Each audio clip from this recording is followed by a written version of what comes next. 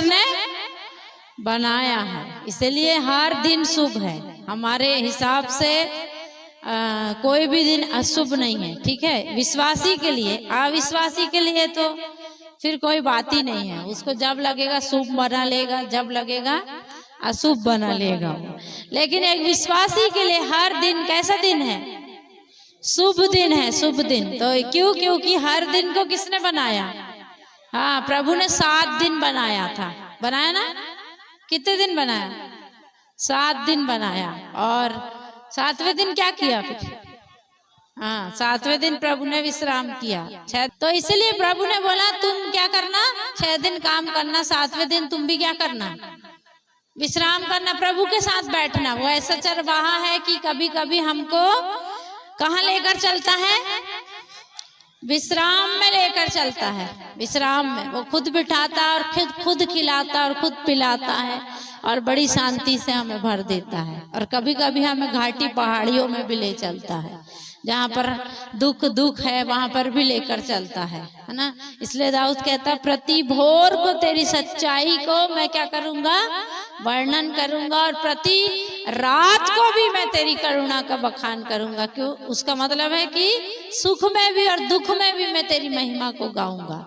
हाँ, तो प्रभु का धन्यवाद करना है कि प्रभु ने आज का दिन हमें दिया और आज हम उसकी उपस्थिति में पाए जाते हैं। बहुत सा व्यक्ति पृथ्वी पर आनंदित नहीं रह सकता, वो स्वर्ग नहीं जाएगा। बात समझ में आई?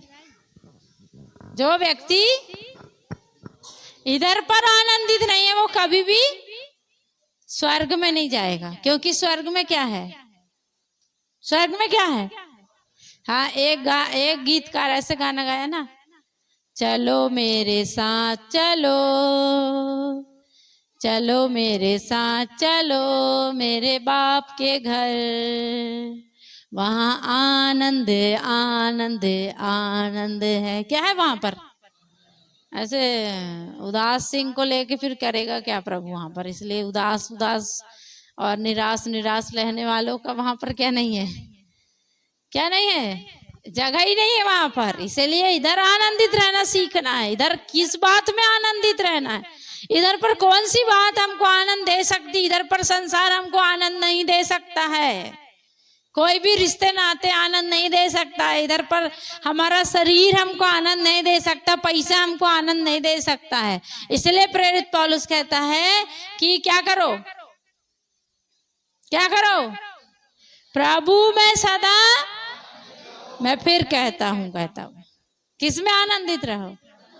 प्रभु मिला है, यही मेरे आनंद का विषय है। इसमें आनंदित रहना, बाकी और कोई चीज आनंद नहीं दे सकती है। देखो, करोड़ों रुपए भी अच्छा स्वास्थ्य नहीं दे सकता है। आपके पास करोड़ों अरबों रुपए भी होगा और यदि किसी बीमारी ने घेर लिया तो अच्छा स्वास्थ्य नहीं मिल सकता। फिर जाते रहो डॉक्टर के पास से आते रहो, दवाई खाते रहो, बस जीते रहो मर के। हाँ, तो करोड़ों रुपए भी अच्छा स्वास्थ्य नहीं दे सकता है। तो प्रभु के पास ही वो आनंद मिलेगा जो हमें स्वर्ग में ले जा सकता है। इसलिए एक विश्वासी को पृथ्वी पर क्या रहना है? बहुत सारे दुखों के बीच में। अब देखो, पौलुस और सिलास बंदी गृह में कैसे आनंदित रहे होंगे? आनंद का कोई विषय था उनके पास?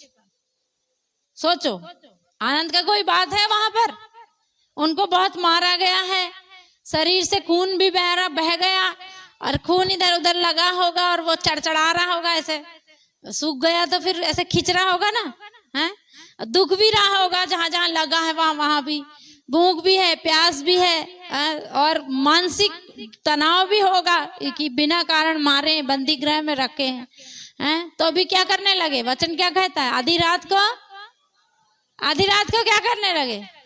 हाँ, अब देखो, यहेजकेल को प्रभु ने कहा तुझे मैं सांप और बिच्छुओं के जैसे लोगों के बीच में भेज रहा हूँ, वहां भी तुझे आनंदित रहना है। किसके बीच में भेज रहा हूँ? सोचो, हमको रख दिया जाए सांप बिच्छुओं के बीच में, है? आपको पता है सांप के काटने से ज्यादा लोग नहीं मरते, सांप के काटने के डर से ज्यादा लोग मर जाते हैं। समझ रहे हो बात को? सांप के काटने से उतने लोग नहीं मरते, कैसे मर जाते हैं? हाँ, तो क्यों? क्योंकि इधर पर प्रेशर आ जाता है, वो सांप काटा है बोल करके। अभी कोरोना आया था ना, कोरोना को कितने लोग भूल गए? भूल गए कोई? याद है ना? कोरोना में आधे से ज्यादा लोग काहे से मरे थे? डर से मरे थे। कोरोना से नहीं मरे थे, काहे से मरे थे? डर से मरे थे। क्योंकि वो भी अंदर आ गया तो बड़ी एक समस्या की बात है। फिर निकल, उसी को तो लोग डिप्रेशन बोल रहे हैं आज। अभी मैं हॉस्पिटल गई थी, पिछले मंडे को गई थी शायद, या बुधवार या मंगलवार को। मैंने देखी वहां जवान जवान लोग इतना डिप्रेशन में हैं। इतने मैंने देखी 22-23 साल की लड़की पागल हो गई। और एक नहीं, मैंने बहुत सारों को देखी वहां पर। और बहुत सारे, वो एक अलग डिपार्टमेंट बना है डिप्रेशन का है। तो बहुत सारे लोग आज डिप्रेशन, क्यों? क्योंकि माइंड में डर आ जाता है। और माइंड में डर नहीं आएगा तो पूरी दुनिया में कितने लोग आज पागल हो रहे हैं, कितने जवान जवान लोग डिप्रेशन में जा रहे हैं, क्योंकि उनके अंदर क्या आ जाता है? डर आ जाता है, डर। तो पौलुस और सिलास बंदी गृह में फिर उनको डर नहीं आया, उनको आनंद आया, क्योंकि उनको ये बात पता चल गया था, जीवन का रहस्य पता चल गया था कि इधर थोड़े दिन की जिंदगी है, फिर तो हम मसीह के साथ क्या करेंगे? आनंद मनाएंगे। क्या करेंगे? तो इसलिए वो सीक्रेट जिसको पता चल गया, तो फिर वो बड़े से बड़े दुख में भी क्या रहेगा? आपने ऐसा पढ़ा कि दानियल को शेरों की मांद में डाल दिए और दानियल रो रहा था। हा? रोता कौन है फिर? अपनी परेशानियों में रोता कौन है फिर? जिसको अपने परमेश्वर की पहचान नहीं है, फिर बैठकर वो क्या करता रहता है? दानियल को पता था कि ये शेर मुझे कुछ नहीं करेंगे, और कर भी दे तो कोई बात नहीं, मैं कहाँ जा रहा हूं? फिर मृत्यु के बाद मैं कहाँ जाऊंगा? अपने सृजनहार के पास में जाऊंगा। इसलिए शद्रक मेशक अबेदनगो को भी कोई टेंशन नहीं थी। वो भी बोले, हे राजा, हमारा परमेश्वर इस धधकते हुए आग के भट्टे से बचाने की सामर्थ्य रखता है, और यदि ना भी बचाए तो वही हमारा परमेश्वर है, मत बचाने दो। हमको मालूम है मौत कहाँ लेकर जा रही है। तो इसलिए हमको इधर आनंदित रहना है, हाँ? इसलिए कोई भी चीज हमारा कुछ बिगाड़ नहीं सकता। तो उसके वायदे दुनिया से बहुत अलग हैं, इसलिए उसमें आनंदित रहना है।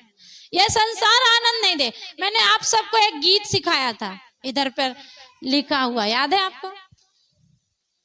मैंने बताई थी कि सियोन का यात्री हूं। कौन सा गाना बताई थी? कितने लोगों को याद है? तो बताओ। अभी कुछ लोग बोल रहे थे आधा है, आधा आधा आधा याद है। आधा गाना गाओ।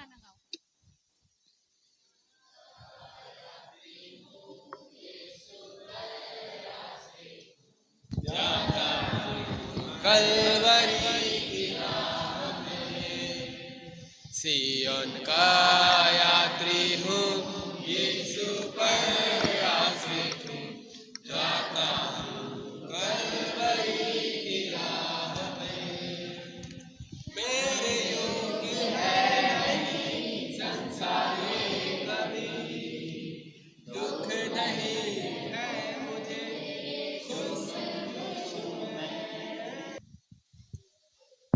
तो सबको ये गाना याद होना चाहिए, ठीक है? देखो, उसमें एक एक शब्द जो है वो मनन करने का है। इसलिए मैंने आपको पहले भी बोला था, ये वाला गाना जो लोग नहीं गा रहे थे वो भी याद करो। वो कह रहे हैं, मेरे योग्य ये संसार नहीं है, परंतु मैं यीशु में कैसा हूं? कितने लोग खुश हैं यीशु में? हाथ तो उठा देंगे। एक दिन तो खड़े होके गवाही नहीं देते। सालों साल बीत गई, सालों साल। कितने, आज कोई नया विश्वासी आया है पहली बार? कोई भी नहीं आया।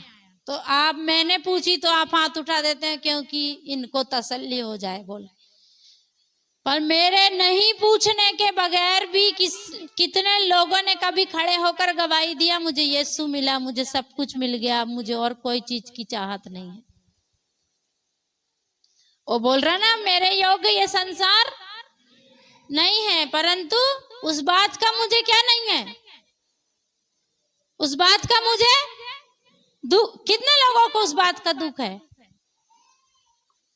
ऐसे विश्वासी भी हैं जो प्रभु के साथ चलते हैं लेकिन उनको दुख है, मुझे उसने नहीं बुलाया, हैं, मुझे उस परिवार वाले ने नहीं बुलाया, मुझे पूछा नहीं, मैं वहां नहीं जा सकता, मैं उनके साथ बैठ नहीं सकता, मैं उनके साथ उठ नहीं सकता, मैं ये नहीं कर सकता, मैं वो नहीं कर सकता, बोल के उनके दिल के अंदर क्या रहता है? एक दुख रहता, दुख। तो अभी कितनों के अंदर दुख है? अब हाथ नहीं उठाएंगे। मैं यीशु में खुश हूं, मुझे यीशु मिला है, मुझे जीवन का रास्ता मिला है, मुझे वो पानी का दरिया मिल गया है जिसके किनारे किनारे चलने से मैं कभी प्यासी नहीं होंगी। मरुभूमि में, सूखी ऊसर भूमि में वो मुझे ऐसे जल के समान मिला है जिसको पीकर मैं कभी भी प्यासी नहीं होंगी। तो मुझे खुशी है उस बात की। हाँ, फिर वो कह रहे हैं ये जो यात्रा मैं कर रहा हूं ये आंख से देखने वाली यात्रा नहीं है कि आंख से दिख रहा है कुछ तभी चलूंगा, कुछ नहीं भी दिखेगा तो भी उसकी आवाज सुनकर चलूंगा। उसकी आवाज आएगी भीनी भीनी। भेड़ अपनी चरवाहे की आवाज सुनती है, बकरी नहीं सुनती है, भेड़ सुनती है। पढ़े ना वचन में, कहाँ लिखा है? भेड़ और चरवाहे के विषय में कहाँ लिखा है? बाइबल मत ढूंढो, जवाब दो।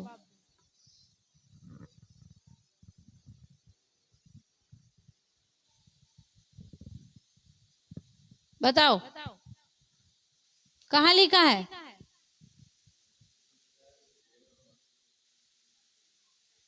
नहीं नहीं नहीं, भेड़ और चरवाहे के संबंध के विषय में कहाँ लिखा है?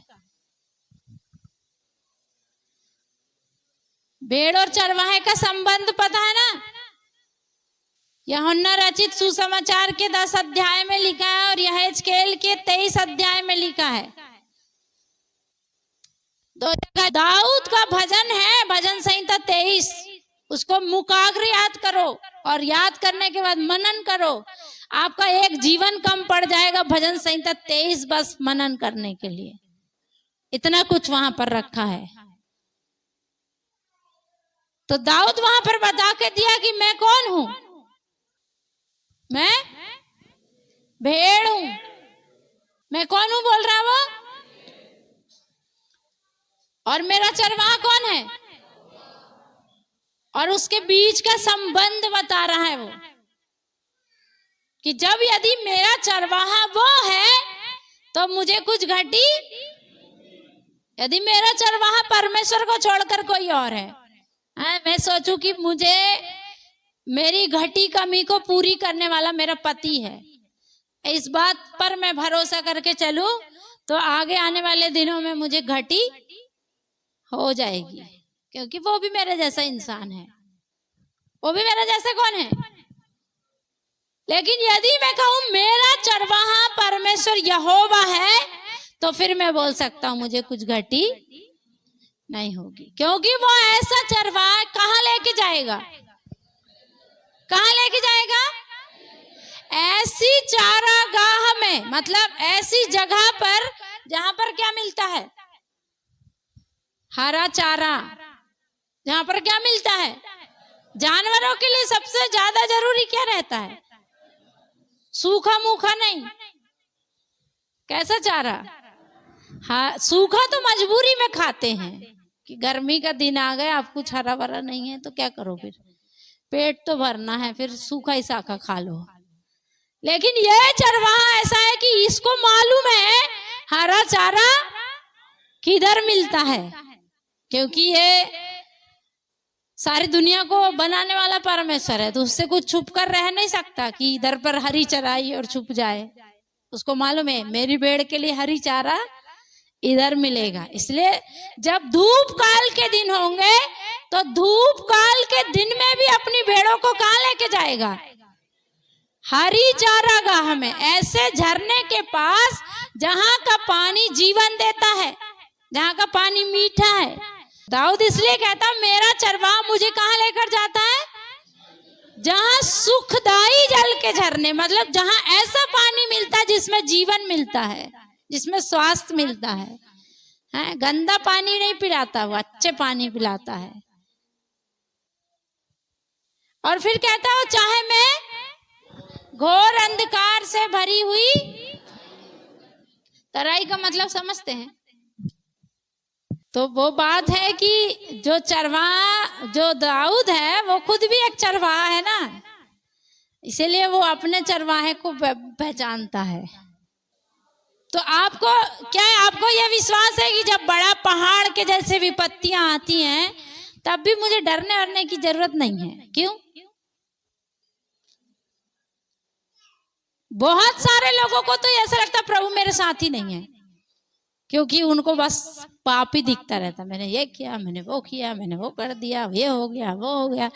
अब वो विश्वास खो देते हैं कि प्रभु उनके साथ है, उनको लग रहा नहीं कि बाप मेरे साथ है, इसलिए वो डरेंगे। फिर वो दिखाई देगा वो विश्वासी के जीवन से, वो डर डर के जिएगा। फिर वो संडे आता है वो डर से आता है, अरे प्रभु गुस्सा हो जाएगा मेरे से। वो उस आनंद में आता ही नहीं कि मुझे उसकी आवाज सुन के उसके पीछे पीछे चलना है। दिखेगा नहीं पर पीछे पीछे क्या करना है, हाँ, तो वो चलता है फिर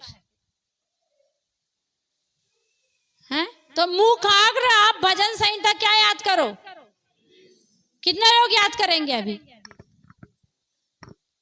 भजन संहिता 23 याद हो जाए तो उसके बाद और दूसरा याद करो। आप पछताओगे नहीं, जिस दिन प्रभु के सामने खड़े होगे उस दिन क्या नहीं करोगे,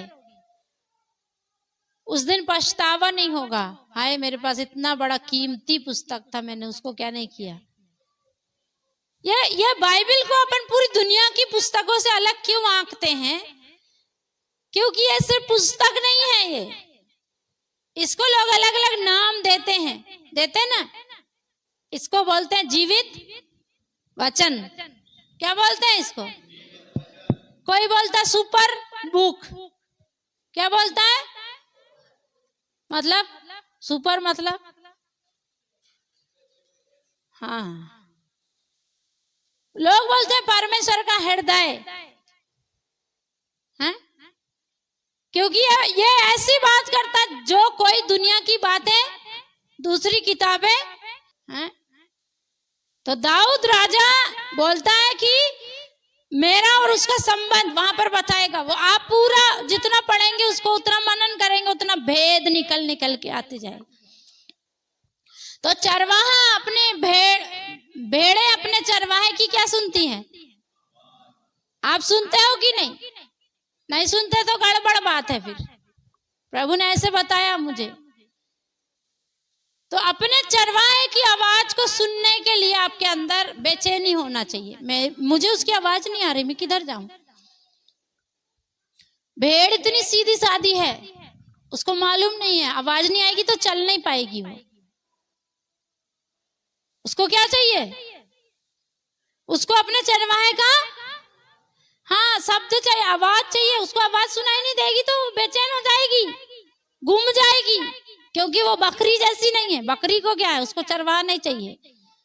वो तो बोलेगी तू इधर ही बैठ, मैं चर चुरा के आ जाऊंगी। ऐसा ही करती है वो, देख लेना आप। वो क्या करेगी? वो अपने चरवाहे पर क्या नहीं करती।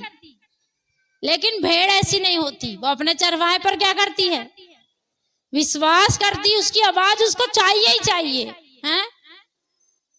तो वो जो गीतकार है वो भी ऐसे ही कहता है, मेरे योग्य संसार नहीं, मेरा चरवाहा मेरे लिए काफी है। कलवरी के मार्ग में मैं चल रहा हूं और दिखाई नहीं भी देगा तो भी क्या करूंगा? बोल रहा ना वो, ये जो यात्रा है कैसी है? कैसी है? दृष्टि की नहीं, अर्थात आंखों की नहीं है। आंखों को देखकर नहीं चलते। विश्वासी कैसे चलते हैं? हाँ, जो आंख से दिख रहा उसके अनुसार नहीं चलते, वरन कैसे चलते हैं?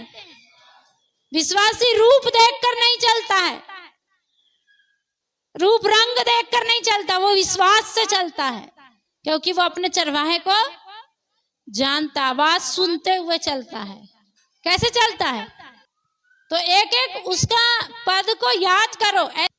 तो कहता है जब तक इस संसार में रहूंगा, इस धरती की यात्रा में मुझे क्या है? रोज दुख होगा, रोज मुसीबत आएगी हैं? लेकिन जब यीशु आएगा तो मुझे पूरी शांति मिल जाएगी। कौन आएगा? तो जब यीशु आएगा मुझे और मेरे लिए बहुत सारे गवाह रखा है प्रभु ने।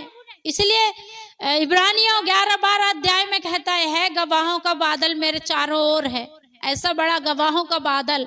कौन है वो गवाह? ये चर्च में बैठने वाले नहीं, ये गवाही दे देंगे दूसरे संडे आपको मिलेंगे भी नहीं। इनकी गवाही उतनी मायने नहीं रखती है। गवाही वो है जो वचन में दी गई है। समझ रहे हो कि नहीं? आप देखो गवाही देने वाले दिख रहे हैं आज इधर पे, बहुत बड़ी बड़ी गवाही दिए होंगे, बहुत बड़ा बड़ा बड़ाई किए होंगे, लेकिन उनकी गवाही प्रभु में स्थिर होगी तो मायने रखती है।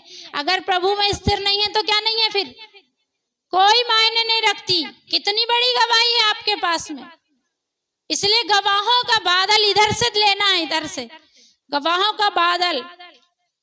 और जिसने आपको प्रभु में लाया उसको भी देखते हुए चलना है फिर।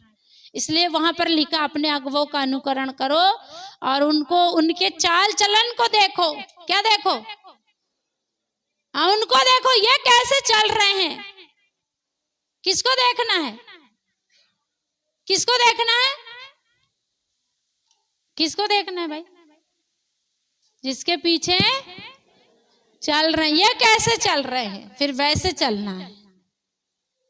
वैसे चरवाहा के पीछे चलने का अर्थ ही वो है, मेरा चरवाहा कैसा चल रहा, किधर किधर से चल रहा, मुझे भी वैसे चलना, उधरी उधरी से चलना है। इसलिए वचन कहता है उसके पद चिन्हों पर चलना है।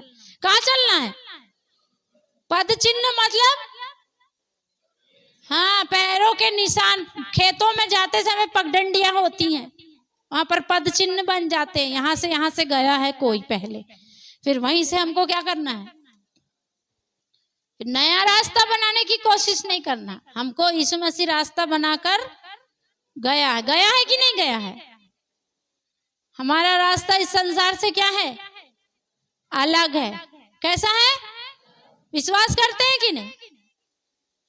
देखो प्रभु का एक दास है, मतलब वो अब इस संसार में नहीं है, पर वो प्रभु में सो गए हैं और उन्होंने बोला कि यीशु मसीह का एक वचन उनके दिल में ऐसा काम किया कि उसके पीछे फिर वो ताउम्र चलते रहे।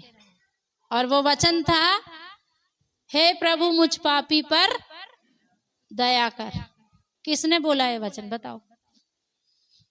बाइबल में लिखा है, हे प्रभु मुझ पापी पर दया कर। क्योंकि वचन ही नहीं पढ़ा ना, फिर हम कैसे बोलेंगे हे प्रभु मुझ पापी पर क्या कर? बोलते हो आप क्या बोलते हो? हे दाऊद की संतान मुझ पर, हे प्रभु मुझ पर। आपने ऐसे नहीं बोले हे प्रभु मुझ पापी पर, बोले हो? मेन प्रार्थना ही वो है। जब हम उद्धार पाए उसकी शुरुआत ही वो है कि मुझ पापी पर क्या कर। तो आपने वो प्रार्थना कभी नहीं किया है? नहीं किया? उद्धार कैसे पाए फिर? पाप क्षमा की प्रार्थना करवाते ना, आपने कभी नहीं किया? पाप क्षमा की प्रार्थना जो करता है वो ये बोलता है, प्रभु मुझ पापी पर दया कर। जिसको लगता है मैं पापी ही नहीं हूं तो वो कभी नहीं बोलेगा। मैं तो एक गीत गाती हूँ, मुझे बड़ा पसंद है वो, यीशु मुझ पर दया कर, मेरे पापों को क्षमा कर। बड़ा पसंद है वो मुझे, मैं हमेशा गाती हूँ। कभी भी वो मैं अपने मुंह में आता है वो, यीशु मुझ पर दया कर, मेरे पापों को क्षमा कर। तो वो प्रार्थना किसने किया? एक व्यक्ति भी नहीं बता रहा। बताओ। नए नियम में बताओ। दाऊद ने तो किया है, सही बात है।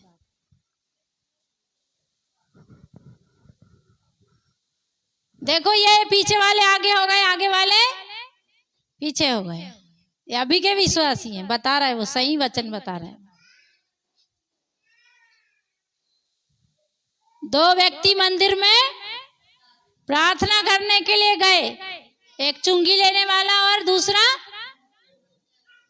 है फरीसी, एक फरीसी और दूसरा, हाँ मैंने शायद आगे पीछे बोल दी, ऐसे लिखा, एक फरीसी और दूसरा चुंगी लेने वाला। तो फरीसी ने क्या प्रार्थना किया? हे प्रभु, मैं सप्ताह में 3 बार उपवास करता हूँ, क्या करता हूँ? और दान करता हूँ, हैं, और आज्ञाओं को मानता हूँ। लेकिन चुंगी लेने वाले ने क्या किया? दूर खड़े होकर उधर देखने की भी हिमाकत नहीं किया और दूर ही खड़ा होकर क्या प्रार्थना किया?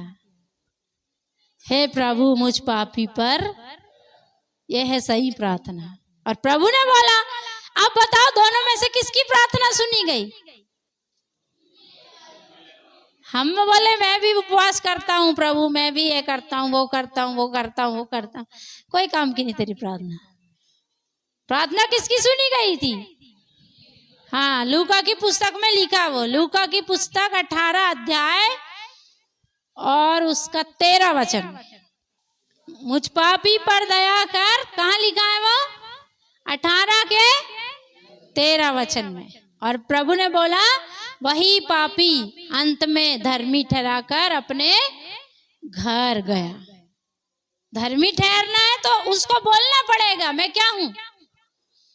इसलिए वचन में लिखा, जो अपने पापों को मान लेता उस पर क्या की जाती है, और मानकर क्या करता, फिर छोड़ देता, उसके काम सफल होते हैं।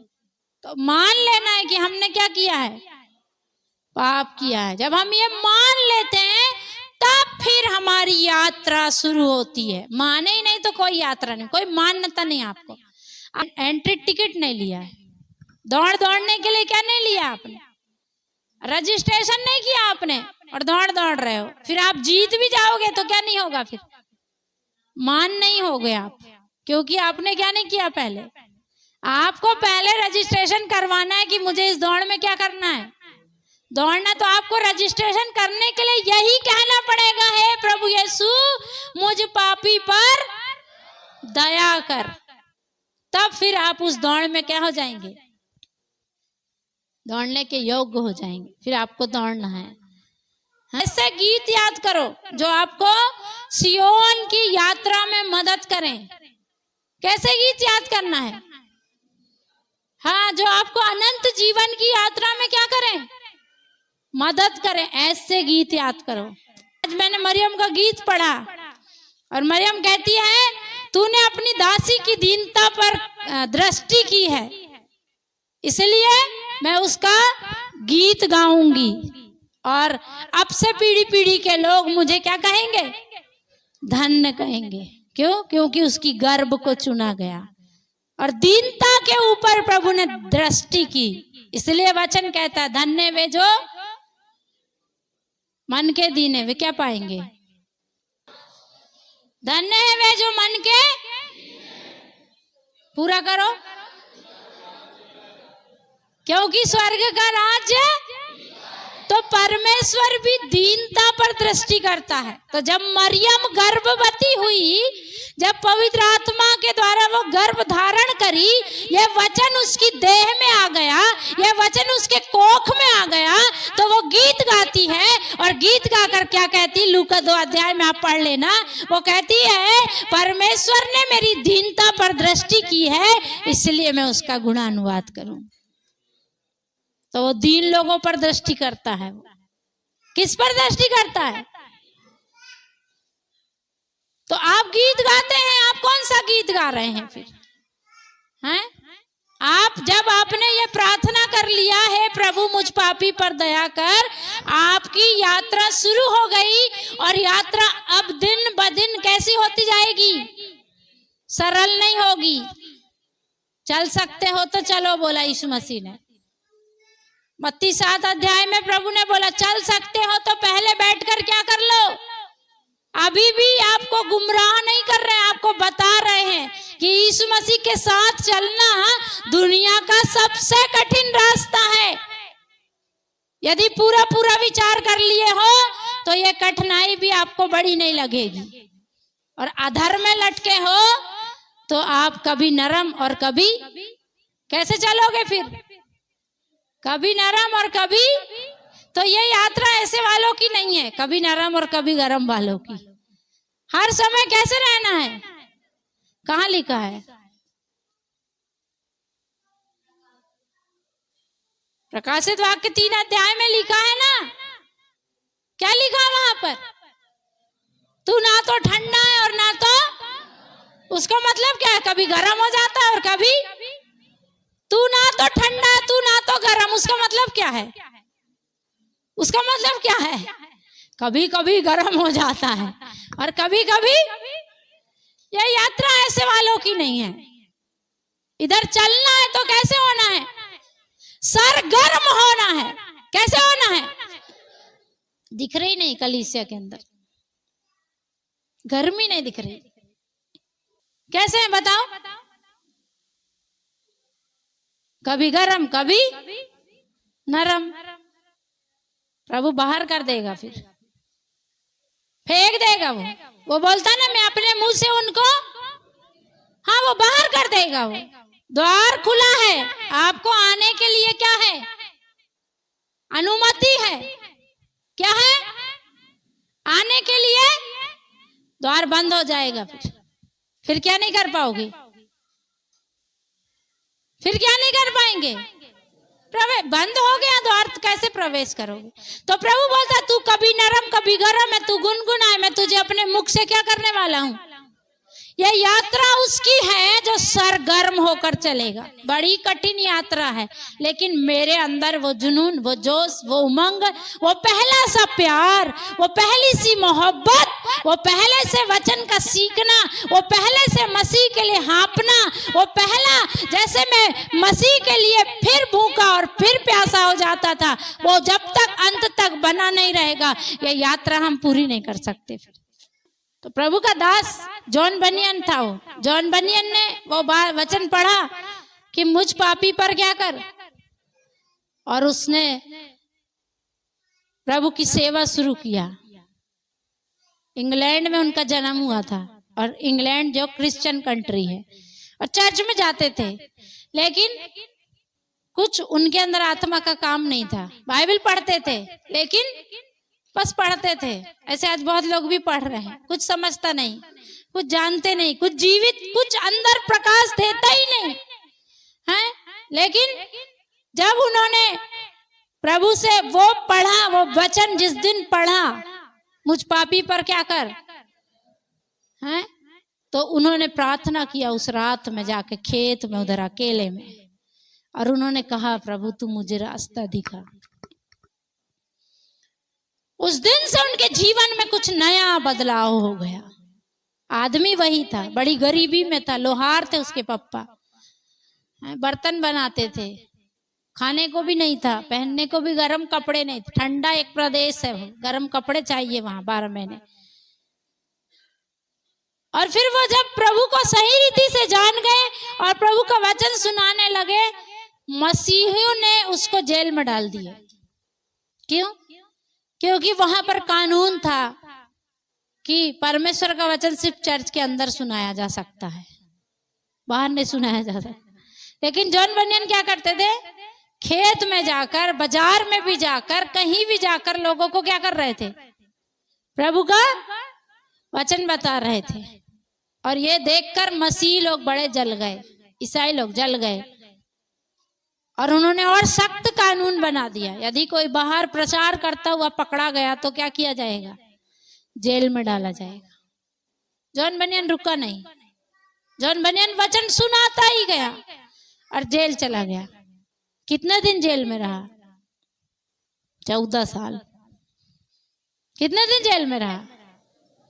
14 साल में उसके पास में एक फटी सी बाइबल थी और कुछ एक पन्ने थे और पेन था उसके पास। उसने एक पुस्तक लिखा।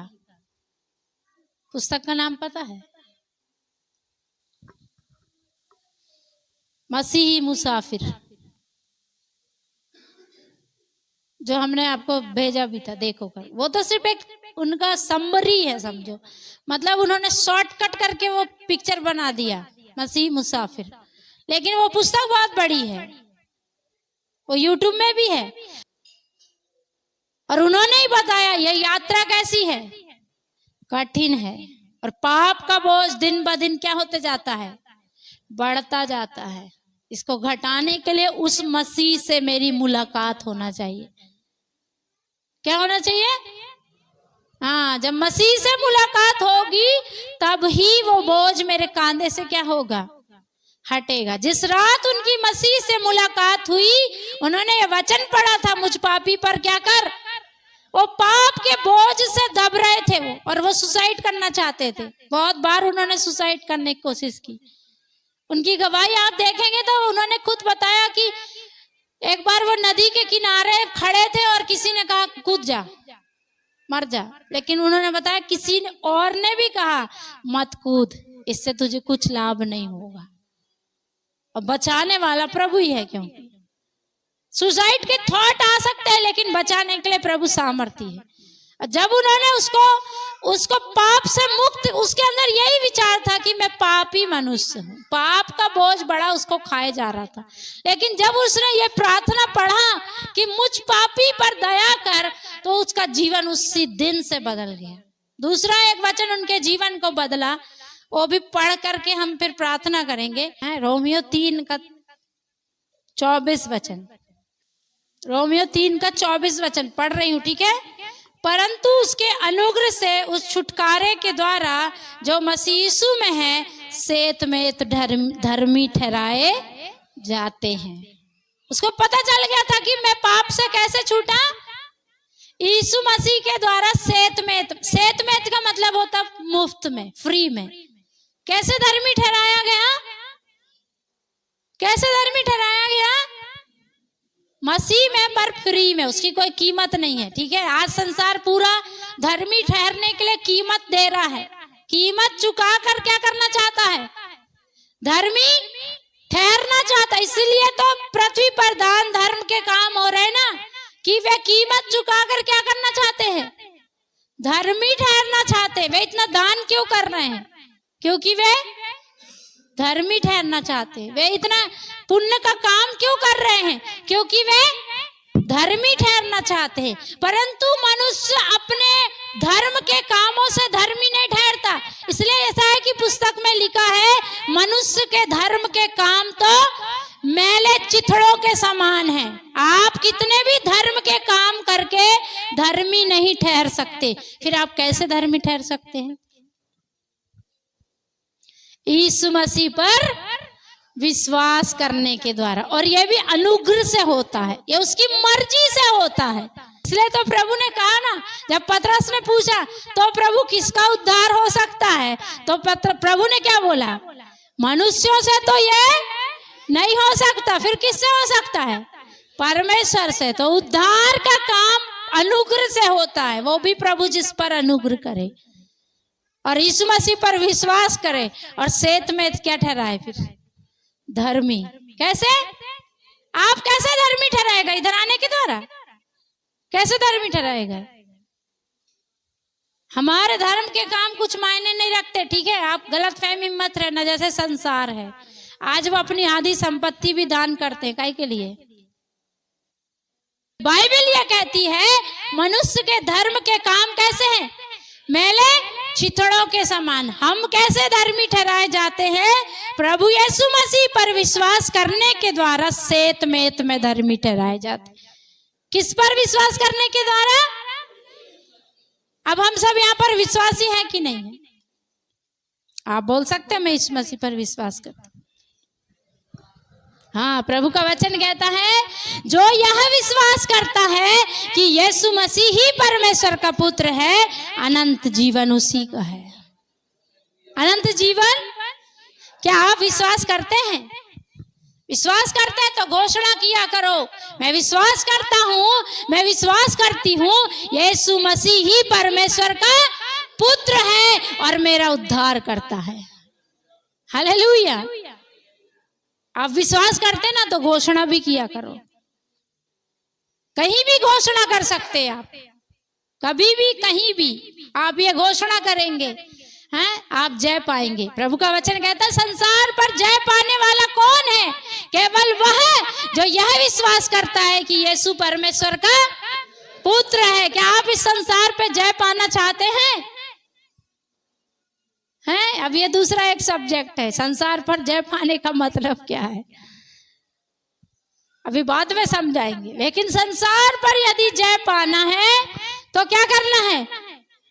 यह विश्वास करना है कि यीशु मसीह परमेश्वर का पुत्र है और मेरा परमेश्वर है। Hallelujah, hallelujah. तो हम पापी मनुष्य हैं, हमको उसकी दया चाहिए। ये प्रार्थना करना है आज। अगर आपने अभी तक नहीं किया, ये प्रार्थना करो, प्रभु मुझ पापी पर दया कर। नम्र होकर, दीन होकर, घमंड लेकर नहीं है, आप नम्रता में आओ, दीनता में आओ, कहो प्रभु मुझ पापी पर दया कर, वो दया करेगा आप। हालेलुया, धन्यवाद यीशु, हालेलुया, धन्यवाद। प्रार्थना करें, चुंगी लेने वाले पापी के समान, फरीसी के समान नहीं। चुंगी लेने वाले फरीसी, चुंगी लेने वाले के समान प्रार्थना करना है, प्रभु मुझ पापी पर दया कर।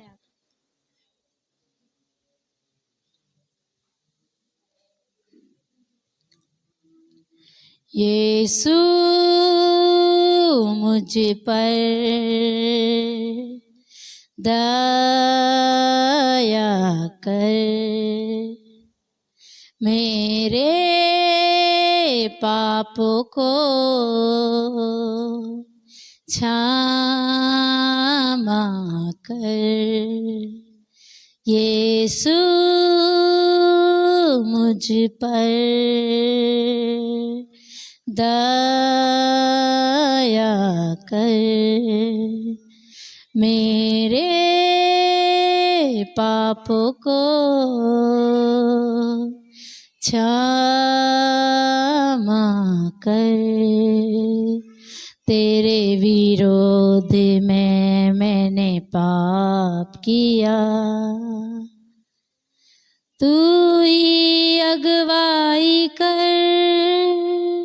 तेरे विरोध में मैंने पाप किया, तू ही अगुवाई कर।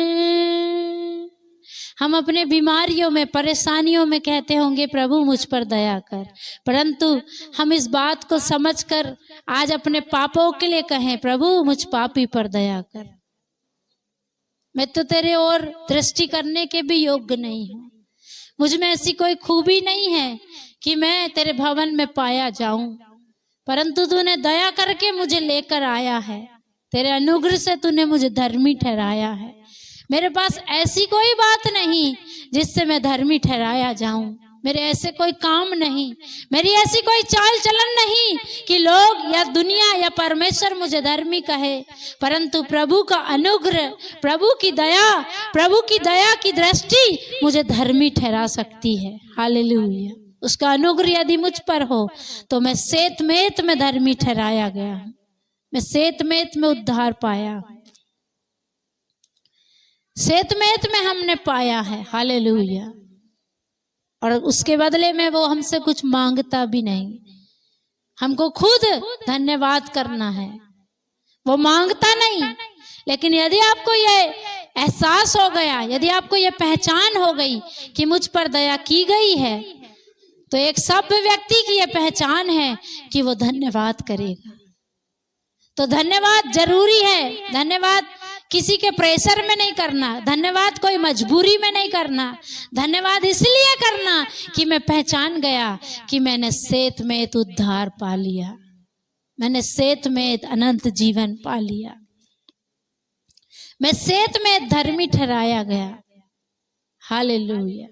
इस बात को स्मरण करके धन्यवाद करें, हम सेतमेत धर्मी ठहराए गए। हालेलुया। धन्यवाद, धन्यवाद, धन्यवाद। धन्यवादी हृदय परमेश्वर को पसंद है। वचन कहता है वे जंगल में इसलिए मर गए क्योंकि कुड़कुड़ाते थे। हालेलुया। आज आप धन्यवादित हैं या कुड़कुड़ाते हैं, ये आपसे अच्छा और कोई नहीं जानता। यदि आप धन्यवादित हैं, आप परमेश्वर के हृदय को भाते हैं। हालेलुया। किसी भी बात में धन्यवाद करें, प्रभु तूने हमें सेत में उद्धार दिया, तूने हमें सेत में धर्मी ठहराया, तूने सेत में हमें अपनी संतान बनाया। हमने कोई कीमत नहीं चुकाया, कीमत मसीह यीशु ने चुकाया। हालेलुया। हमने कोई कीमत नहीं चुकाया, इसलिए धन्यवाद करें। धन्यवाद।